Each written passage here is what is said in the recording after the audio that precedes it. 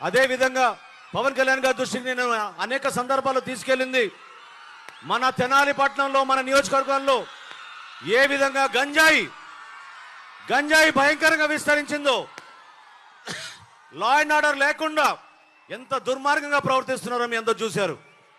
ప్రతి కిల్లి కొట్టులోనూ ప్రతి వీధిలోనూ ఈరోజు గంజాయి సరఫరా జరుగుతోంది. 100% మేం ప్రభుత్వంలో వచ్చిన వారం రోజుల్లోపే గంజాయి తెనాల్లో అమ్మే ప్రసక్తే లేదు. ఈ ప్రాంతంలో లా అండ్ ఆర్డర్ తీసుకొస్తామని మనస్ఫూర్తిగా నేను మీకు మాటిస్తున్నాను.